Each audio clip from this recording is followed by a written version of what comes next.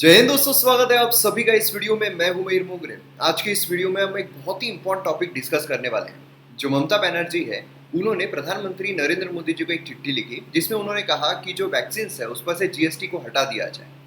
अब उस पर जो हमारी फाइनेंस मिनिस्टर है निर्मला सीतारमण जी, उन्होंने कहा कि अगर हम ये हटा देते हैं तो प्राइजेस जो है वो बढ़ जाएंगे, ये काउंटर प्रोडक्टिव है। अब ऐसे कैसे हो सकता है? मतलब अगर हम टैक्स हटा देते हैं तो जो प्राइजेस है वो इंक्रीज कैसे हो सकती है, बढ़ कैसे सकती है? यही चीज को हम यहाँ पर समझने की कोशिश करेंगे, एग्जाम्पल के थ्रू हम प्रूव करने की कोशिश करेंगे कि क्या सचमुच ऐसा हो सकता है। तो काफी इंपॉर्टेंट वीडियो होने वाला है। चलिए शुरू करते हैं। शुरू करने से पहले एमएम एकेडमी ऐप अगर आपने डाउनलोड नहीं किया है तो जल्द से जल्द कीजिए, क्योंकि यहाँ पर मेरे द्वारा बहुत सारे कोर्सेस लाए जा रहे हैं। GS 1 2 3 4 मतलब ancient history, modern history, polity, governance, internal security, disaster management and so on. बहुत सारे कोर्सेस आपको देखने को मिलेंगे एक ही जगह पर। क्योंकि क्या होता है, GS 1 2 3 4 अगर आप देखोगे वेरियस सब्जेक्ट्स होते हैं, उसके लिए वेरियस सोर्सेस आपको रेफर करना पड़ता है। एक ही जगह पर अगर सब कुछ मिल जाए तो कितना दिलचस्प होगा। और उसमें भी अभी जो ईद है उसका ऑफर चल रहा है, तो फ्लैट 20% ऑफ आपको मिल रहा है। इससे जल्द से जल्द डाउनलोड कीजिए एमएम एकेडमी ऐप और वीडियोस को एंजॉय कीजिए, क्योंकि पर्सनल गाइडेंस भी मैं आपको प्रोवाइड करता हूं। तो डाउनलोड कीजिए एमएम एकेडमी ऐप। चलिए, उसी के साथ साथ आप मुझे फेसबुक, इंस्टाग्राम पर भी फॉलो कर सकते हो। आपकी कोई भी क्वेरीज है तो आप मैसेज कर सकते हो। And PDF and video updates जो भी आती रहती है उसके लिए आप जो टेलीग्राम है उस पर फॉलो कर सकते हो। लिंक जो है सभी के डिस्क्रिप्शन में दी हुई है। और मैं आपसे रिक्वेस्ट करूंगा कि अगर आपको ये वीडियो पसंद आता है तो शेयर जरूर कीजिए, और चैनल को सब्सक्राइब नहीं किया हो तो वो भी कीजिए। चलिए देखते हैं आज का वीडियो। तो यहाँ पर आप देख सकते हो कि ये पूरे एग्जाम्पल के थ्रू मैं आपको यहाँ पर समझाने वाला हूँ किस तरीके से हम यहाँ पर जो जीएसटी है अगर हटा देते हैं तो क्या प्राइसेस इंक्रीज होगी या नहीं होगी। लेकिन ये एग्जाम्पल समझने से पहले थोड़ा हमें जीएसटी को समझना पड़ेगा, तब जाकर हम ये पूरा फ्लो जो है वो समझ पाएंगे। तो आइए सबसे पहले हम जीएसटी पर एक नजर डाल लेते हैं। अब जीएसटी मतलब क्या है? गुड्स एंड सर्विस टैक्स, मतलब गुड्स, सामान और सर्विसेज पर लगने वाला टैक्स। अब गुड्स एंड सर्विस टैक्स जो है ये एक इनडायरेक्ट टैक्स है। इनडायरेक्ट टैक्स क्यों है? क्योंकि यहाँ पर जो इंसान है वो डायरेक्टली गवर्नमेंट को टैक्स पे नहीं करता है। मतलब फॉर एग्जांपल समझ लीजिए कि यहाँ पर एमएम एकेडमी ऐप है, ठीक है। अब प्रियंका चोपड़ा ने अगर एमएम एकेडमी ऐप का सब्सक्रिप्शन लिया तो उस पर प्रियंका चोपड़ा को जीएसटी पे करना पड़ेगा। अब प्रियंका चोपड़ा के डायरेक्ट ये जो जीएसटी है ये मोदी जी को पे कर रही है, गवर्नमेंट को पे कर रही है? नहीं, ये एमएम एकेडमी को पे कर रही है। And then MM academy Priyanka Chopra का जो जीएसटी है वो गवर्नमेंट को पे कर रहा है। मतलब इनडायरेक्टली प्रियंका चोपड़ा का जो जीएसटी है वो पे किया जा रहा है गवर्नमेंट को। अब डायरेक्ट टैक्स फिर कौन सा होता है? मतलब इनकम टैक्स। जैसे कि प्रियंका चोपड़ा जो इनकम टैक्स है वो डायरेक्ट गवर्नमेंट को पे करेंगे, वो हो गया डायरेक्ट टैक्स। तो जीएसटी जो है ये इनडायरेक्ट टैक्स है, क्योंकि इनडायरेक्टली यहाँ पर गवर्नमेंट को पे किया जा रहा है। दूसरा है कॉम्प्रिहेंसिव है। और कॉम्प्रिहेंसिव क्यों है? क्योंकि जीएसटी अगर आप देखोगे तो उसमें जितने भी बाकी टैक्सेस थे वो सब सब्स्यूम कर लिए गए। मतलब उसमें अगर हम एक्साइज देखते हैं, सर्विस टैक्स देखते हैं, वैट देखते हैं, तो ये सभी टैक्सेस क्या हुआ, जीएसटी में इंक्लूड कर लिए गए। इससे इसको कॉम्प्रिहेंसिव टैक्स जो है वो कहा जाता है। और तीसरा अगर हम देखते हैं, मल्टी स्टेज है। मतलब ऐसा नहीं है कि एक ही जगह पर लग रहा है। मतलब यहाँ पर मैन्युफैक्चरर से रिटेलर, रिटेलर से कंज्यूमर, सभी जगहों पर हमें टैक्स जो है वो देखने को मिल रहा है। तो इसलिए इसे मल्टी स्टेज कहा जाता है। And then destination based tax है, मतलब डेस्टिनेशन पर लगता है। यहाँ पर अगर आप देखो कंज्यूमर फाइनल वहां से टैक्स जो है वो लग रहा है। अब ऐसा क्यों है? जब हम इनपुट टैक्स क्रेडिट देखेंगे उस टाइम पर आपको समझ में आ जाएगा। तो इसलिए जीएसटी जब भी आए तो ये चार जो स्टेप्स है आपके आने ही चाहिए। इनडायरेक्ट है, कॉम्प्रिहेंसिव है, मल्टी स्टेज है एंड डेस्टिनेशन बेस्ड टैक्स है। अब आपको जीएसटी समझ में आ गया, तो जीएसटी के थोड़े कंपोनेंट देख लेते हैं। जीएसटी के कंपोनेंट जब हम देखते हैं तो उसमें हमें सीजीएसटी मतलब central goods and service tax देखने को मिलता है, एसजीएसटी मतलब state goods and service tax देखने को मिलता है, एंड आईजीएसटी मतलब integrated goods and service tax देखने को मिलता है।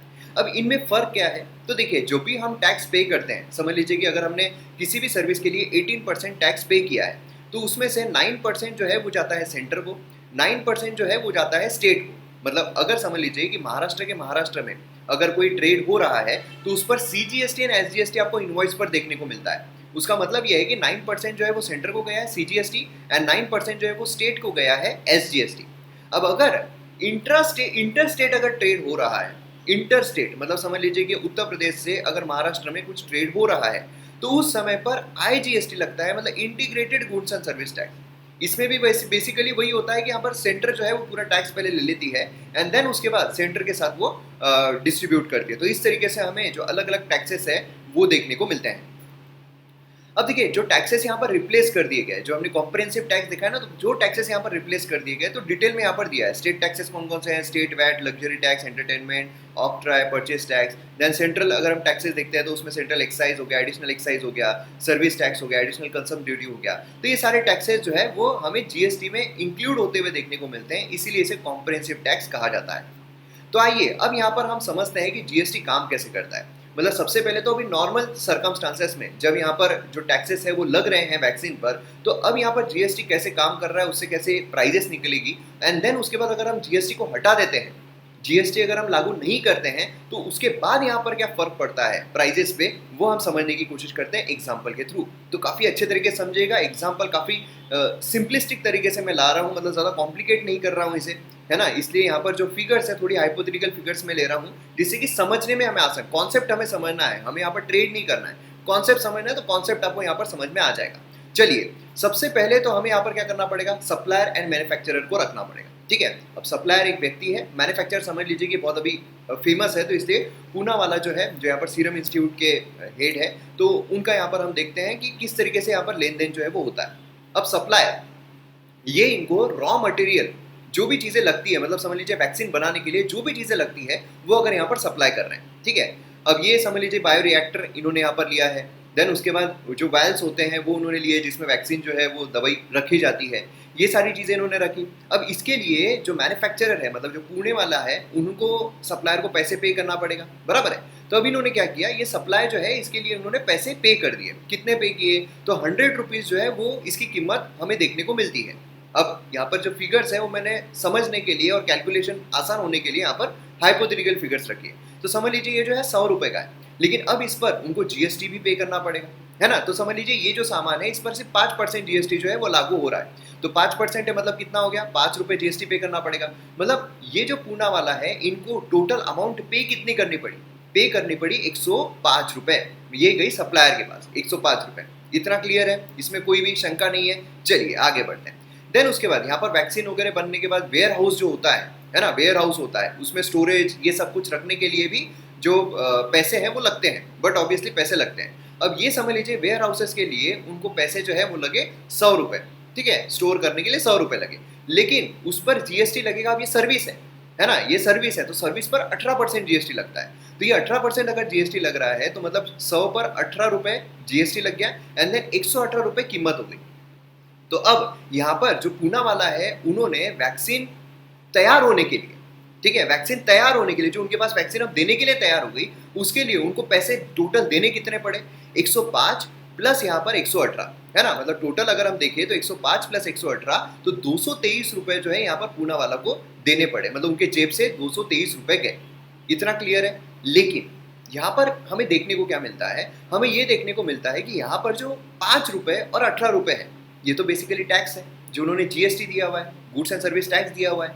अब यहाँ पर 18 और 5 मतलब टोटल 23 रुपये जो है वो उनका जीएसटी गया है।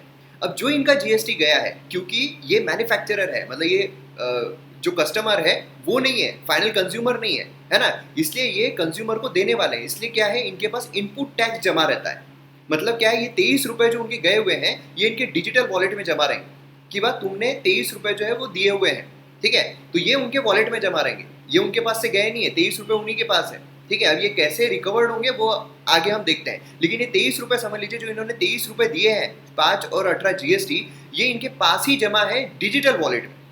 इतना क्लियर है, यहाँ तो कोई प्रॉब्लम है नहीं है। चलिए आगे बढ़ते हैं।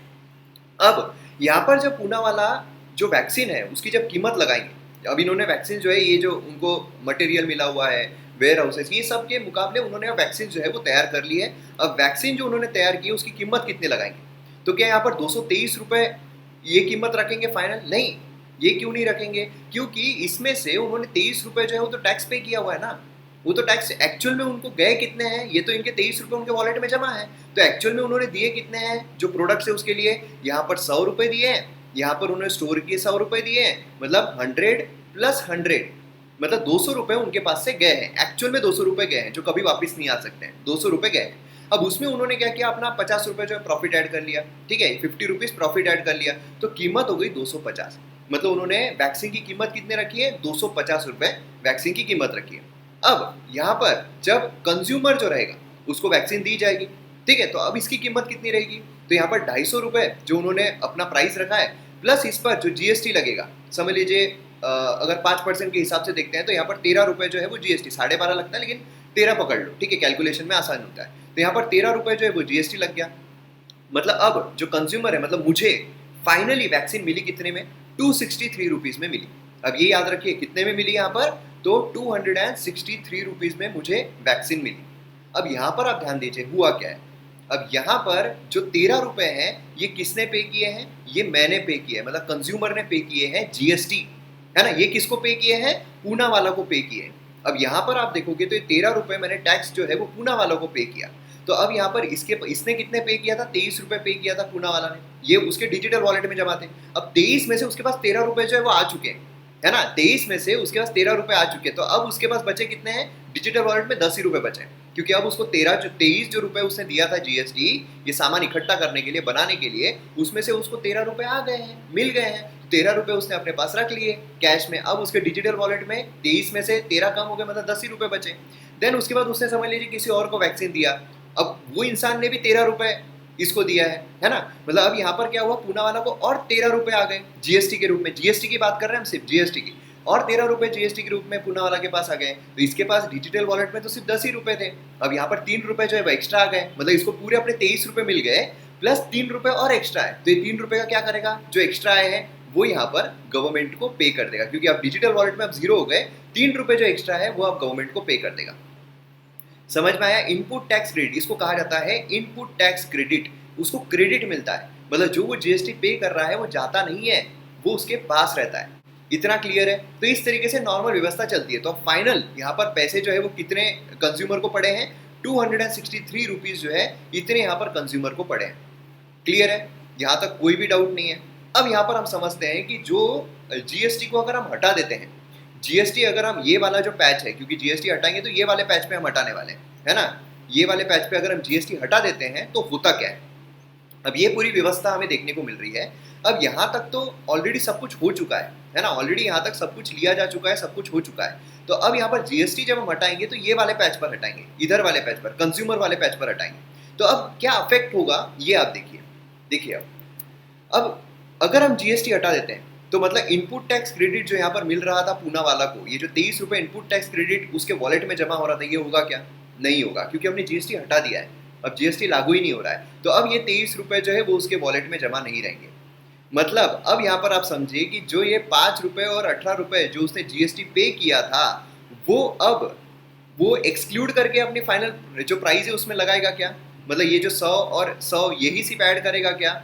नहीं, ये ऐड नहीं करेगा। अब वो क्या करेगा कि उसने जो जीएसटी पे किया है ये वाले प्रोडक्ट्स पर, जो ऑलरेडी उसने जीएसटी पे कर चुका है, ये और ये अब फाइनल प्रोडक्ट जो रहेगी, ये अब उसकी फाइनल प्रोडक्ट रहेगी जिस पर वो अपना जो प्रॉफिट है वो ऐड करेगा। क्योंकि अब ये जो 23 रुपये है इसमें से 223 में से 23 रुपये उसके कभी वापिस ही नहीं आने वाले, ये गए हैं उसके। तो इसलिए अब वो उसका नुकसान थोड़ी करेगा। तो अब वो बेंचमार्क कितना रखेगा?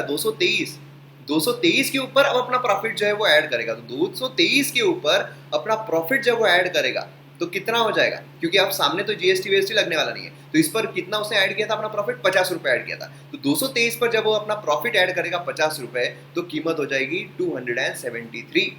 पहले कीमत कितनी थी? पहले यहाँ पर कीमत अगर आप देखोगे तो 263 थी, लेकिन अब यहाँ पर कीमत जो है वो कितनी हो चुकी है? 273 हो चुकी है। क्यों? जीएसटी हटा दिया गया, जिसकी वजह से इनपुट टैक्स क्रेडिट जो है वो उसको नहीं मिला। इनपुट टैक्स क्रेडिट ना होने की वजह से जो भी उसने टैक्स पहले पे किए हैं, रॉ मटेरियल बोलिए, वेयर हाउसेस बोलिए, जिसके भी लिए, वो भी उसने यहाँ पर ऐड करके अपना प्रॉफिट मार्जिन जो है वो ऐड किया। एंड देन फाइनल जो वैक्सीन की प्राइस है वो हमें देखने को मिल रही है। अब देखिए यहाँ पर ये भी बोला गया निर्मला सीतारमण जी के द्वारा कि 70% जो मतलब पैसा आता है, 70% जो है वो तो स्टेट को ही जाता है। अब 70% कैसे जाएगा पैसा? 70% कैसे जाएगा? सिर्फ 50% ही तो पैसा जो है वो तो सेंटर और स्टेट में डिवाइड होता है ना। जैसे अगर 18% है तो 9% डिवाइड होता है सेंटर और स्टेट में। तो यहाँ पर निर्मला सीतारमण जी ने ऐसा क्यों कहा कि 70% जो है वो पैसा यहाँ पर स्टेट को जाता है? तो ऐसा क्यों कहा? क्योंकि यहाँ पर देखिए, अब यहाँ पर taxes CGST, SGST and IGST है ना। अब समझ लीजिए आईजीएसटी के तहत 100 रुपये जो है वो इकट्ठा हुए। अब 100 रुपये जब इकट्ठा हुए हैं तो उसमें से पहले तो 50% जो है सीजीएसटी एसजीएसटी के तहत यहाँ पर 50 रुपये जो है वो सेंटर एंड स्टेट को चले जाएंगे। लेकिन लेकिन अगर आपको याद होगा, फाइनेंस कमीशन जो होता है उसके तहत डिवोल्यूशन दिया जाता है सेंटर से स्टेट को। वो कितना होता है? 41% अभी हमें देखने को मिल रहा है 15 फाइनेंस कमीशन के तहत कि डिवोल्यूशन सेंटर से स्टेट को पैसा जाता है। तो वो कितना जाता है? वो जाता है यहाँ पर 41। तो 50 रुपीज़ का 41% अगर हम देखते हैं, या फिर 40% पकड़ लीजिए, तो 20% हमें देखने को मिलता है। तो मतलब क्या है यहाँ पर? 41% ऑफ 50 मतलब 20 रुपीज़ जो है वो यहाँ पर हमें अगेन 20 रुपीज़ जो है वो अगेन हमें यहाँ पर स्टेट को जाता हुआ देखने को मिलता है। मतलब यहाँ पर टोटल 50 प्लस 20 70 रुपीज़ जो है वो स्टेट को जा रहा है। मतलब 100 में से 70 रुपीज़ जो है वो स्टेट को जा रहे हैं, ऐसा यहाँ पर निर्मला सीतारमण जी जो है उनके द्वारा कहा गया। तो अब मैं उम्मीद करता हूँ कि जो भी यहाँ पर चीज़ें चली है, क्योंकि काफ़ी लोगों को इसमें कन्फ्यूजन था कि बेसिकली होता कैसा है। तो अब मैं उम्मीद करता हूँ कि यहाँ से आपको पूरे कॉन्सेप्ट्स आपके क्लियर हो गए होंगे। अब इसके सॉल्यूशन के तौर पर ये भी बोला जा रहा है कि जो जीएसटी है वो 0% रख दो। मतलब एटलीस्ट जो इनपुट टैक्स क्रेडिट है वो मिल जाए। तो 0% अगर हम रखते हैं तो फिर वो इनपुट टैक्स क्रेडिट भी मिलेगा, एंड देन वहाँ पर प्राइजेस जो है वो भी वहाँ पर नहीं निकलेंगे। लेकिन बात तो वही आती है, अगर 0% रखते हैं तो आगे से जीएसटी जो है वो तो आएगा ही। तो वीडियो अगर आपको पसंद आया हो तो शेयर आप जरूर कीजिए, और MM Academy ऐप डाउनलोड जरूर कीजिए। यहाँ पर आपको बहुत सारे कोर्सेज देखने को मिलेंगे, और वीडियो को लाइक और कमेंट भी जरूर कीजिए। कैसा लगा आपको वीडियो, कमेंट सेक्शन में जरूर बताइएगा। मिलते हैं हम अगले वीडियो में। जय हिंद।